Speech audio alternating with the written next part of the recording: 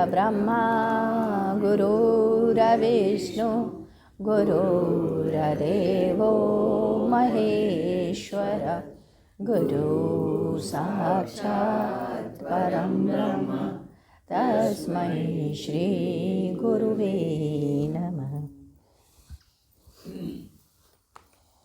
19 अगस्त सन 1997। आज के सत्संग के समय गुरुदेव अचानक ही बोलने लगे। मदन, शैंकी में मदन का दूसरा पुत्र, क्रोध का अंश तो होगा ही, वह तो क्रोध करेगा। और देखोगे इंडोर गेम का भी शौकीन होगा, गेम भी खेलेगा। मदन ने पूछा, किसी ने कुछ कहा है क्या? रेनू ने कहा। तो गुरुदेव ने कहा, नहीं, मेरी तो किसी से कोई बात नहीं हुई। तब मदन जी ने स्वयं कहा, कल मैंने शैंक्यू को मारा है। गुरुदेव ने कहा, तुम्हारे शरीर का ऑरा बता रहा है, क्रोध नहीं करना चाहिए मदन। शरीर निम्न योनि में चला जाता है, जो है उसे स्वीकार करो। वैसे भी शैंकी को चोट लगना लिखा है बहुत। पूर्व जन्म में इससे एक गलत हो गया, इसने गाय को मारा है। गुरुदेव ने पुनः विषय को बदलते हुए कहना प्रारंभ किया, मेरे शरीर से प्राय खुशबू निकलती रहती है। मैं इन खुशबुओं को कभी भी घड़ी में या कभी वस्त्र में, कभी किसी न किसी चीज़ में डाल देता हूँ। वर्षा हो रही है, हम तुम टहल रहे थे, तुम्हें याद है, परंतु एक बूंद का भी जल क्या पानी हम पर पड़ा नहीं, जबकि चारों ओर वर्षा हो रही है। जब मैं एक महात्मा के यहाँ गया तब उन्होंने मुझे कहा कि इस कृत्य को करना बंद कर दो।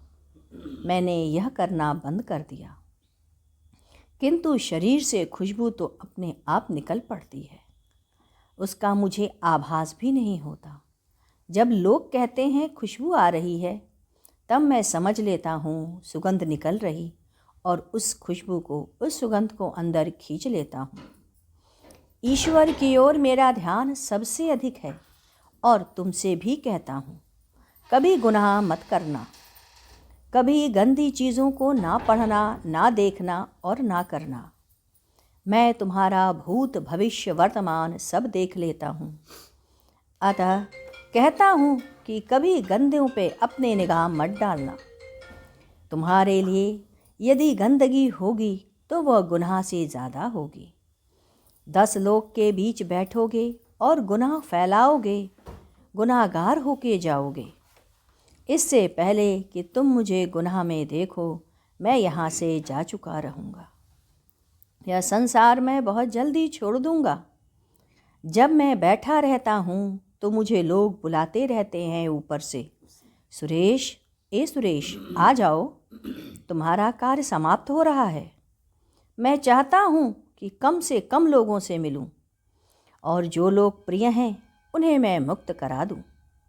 यदि ज़िंदगी में अच्छे दर्जे का बनना चाहते हो तो निगाह पवित्र रखना। मैं तो चला जाऊँगा, तुम लोग बुराइयों में रह गए, यहीं उठाते रह जाओगे, कभी तरक्की नहीं हो पाएगी। जब गुनाह करते रहोगे तो पाप भरेगा, तुम ऊपर कैसे उठोगे? भारी हो जाओगे ना, गंदगी में पड़े रहोगे तो। एक फिरदौस था जिसने साकी लिखी, उसने खुदा को औरत बनाकर साकी लिखी है। वह हमेशा ध्यान में डूबा रहता था।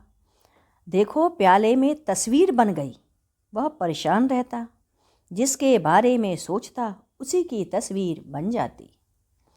एक बार उसने प्याले में देखा, एक अक्स उभर आया। उसने कहा, मैं तुम्हारी आत्मा को सोच रहा था। इसके बाद उसमें से प्रकाश निकलने लगा। इंसान की खोपड़ी सबसे खराब होती है। सभी जानवरों की खोपड़ी बिक जाती है, परंतु इंसान की खोपड़ी नहीं बिकती। एक बार रेनू ने स्वप्न देखा कि मैं दूध के टब पर पड़ा हूँ। कुंजन ने स्वप्न देखा कि मुझे चोट लग गई। यह संकेत है मेरे जाने का, यह बता रहे हैं कि मेरे जाने का समय हो गया। सबको अच्छा करके जाऊंगा, यही चाहता हूँ। सबको योग्य बना करके जाऊं, सब अच्छी सत्ता के राही बन जाएं, यही मैं चाहता हूँ। इसके बाद 21 अगस्त सन 1997 गुरुदेव ने आज के सत्संग में कहा, एनर्जी हमें सूर्य, वायु और पृथ्वी से मिलती है।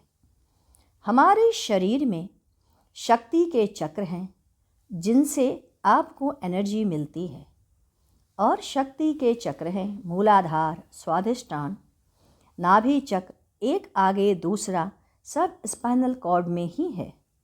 शिव चक्र पुनः बाईं ओर एक चक्र स्थित होता है। नाभि चक्र के बाईं ओर भी एक चक्र है।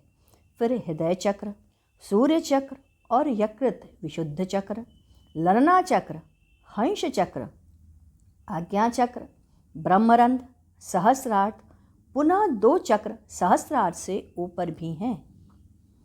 मुख्य रूप से मूलाधार, स्वाधिष्ठान, शिव चक्र, नाभि चक्र, हृदय चक्र, दाएं भाग, बाएं भाग, विशुद्ध चक्र, ललना चक्र, हंस चक्र, आज्ञा चक्र, ब्रह्मरंध्र, सहस्रार्थ। जब जीवन गलत हो जाता है तो मूलाधार की सर्पणी कुंडलनी नीचे की तरफ चली जाती है। कई जन्मों तक स्मरण शक्ति क्षीण हो जाती है। हम शक्ति परमेश्वर से मांगते हैं, हे प्रभु मुझे शक्ति दो, ऐसा वाइब्रेशन दो हम दूसरे का कल्याण कर सकें। हाथ ऊपर की ओर उठाकर मांगते हैं। फिर इन शक्तियों को सहस्रार्थ और आज्ञा चक्र पर ले चलते हैं। आइए कुछ देर हम मिनट भर बैठ करके अपने इसी एनर्जी को इसी शक्ति से भरें। उस समय आपके शरीर में एनर्जी प्रभावित होने लगती है। ध्यान रखें, उस समय दूसरे से किसी भी शरीर का स्पर्श ना करें। आप बीमार हैं, अपने हाथ से हृदय चक्र पर ऊपर की ओर स्पर्श दें। हम ठीक हो रहे हैं ऐसा भाव करें। आप स्वस्थ हो रहे हैं तो दर्द चला जाता है। आम, पीपल और नीम के वृक्ष शरीर को एनर्जी देते हैं।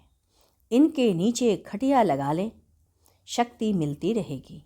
कमज़ोर हो गए हो तो अपने शरीर से इनको पकड़ लें तो आपको एनर्जी इन वृक्षों से भी मिल जाती है। बीमार हैं तो बीमारी जाने लगती है। मुख्य रूप से नीम के वृक्ष का आलिंगन सर्वोत्तम कहा जाता है।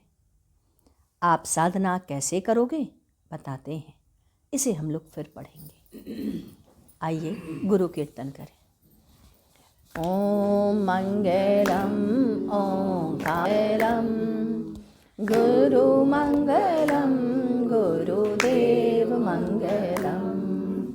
ओम मंगलम ओंकार मंगलम गुरु मंगलम गुरुदेव मंगलम। ओम मंगलम ओंकार मंगलम गुरु मंगलम गुरुदेव मंगलम। ओम मंगलम ओंकार मंगलम गुरु मंगलम गुरुदेव मंगलम।